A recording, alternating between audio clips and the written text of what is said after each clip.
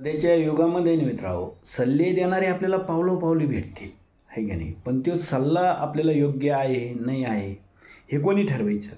तर हे आपण ठरवायचं आणि आपल्या मनानं ते ठरवायचं. जर एखाद्या व्यक्तीनं आपल्याला सल्ला दिला, तर त्या सल्ल्यावर 7 वेळेस विचार करायचा. बुवा तो जर आपण स्वीकारला, तर याच्यात आपला फायदा की तोटा? बरं ते कसं केल्यानं कसं होईल? म्हणजे हे सगळा विचार करून ते पुढचं पाऊल टाकायचं असतं. निव्वळ बुवा त्यानं सांगितलं, आहे का नाही? आणि आपण लगेच ऐकलं आणि त्या गोष्टी करायच्या, तर शक्य नाही. कारण ते सांगायला काही नसतं माणसाला, पण आपल्याला त्या गोष्टी प्रॅक्टिकल करायच्या असतात. त्याच्यामुळं समोरच्या ज्या गोष्टी आहे ना, हे लक्षात ठेवून दुसरी गोष्ट की बाबा आपली ताकद किती, आहे का नाही? ह्या गोष्टीचा विचार करून की आपण कितपर्यंत पोहोचू शकतो किंवा कुठपर्यंत काही करू शकतो, ह्या गोष्टीची पहिलं आपण आपला अभ्यास, स्वतःचा अभ्यास करणं गरजेचं आहे.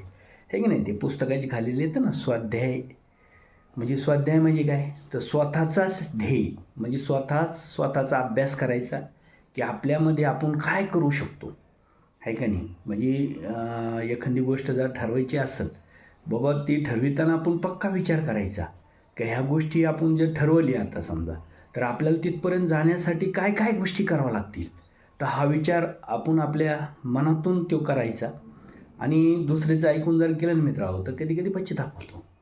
तर ते पश्चाताप नाही होण्यापेक्षा कसं आहे, हां सल्ले ऐका, सल्ले ऐकून घ्या, पण मग तो किती पट आपल्या उपयोगीचा आहे हे आपण ठरवायचं. चला, जय जवान जय किसान जय महाराष्ट्र.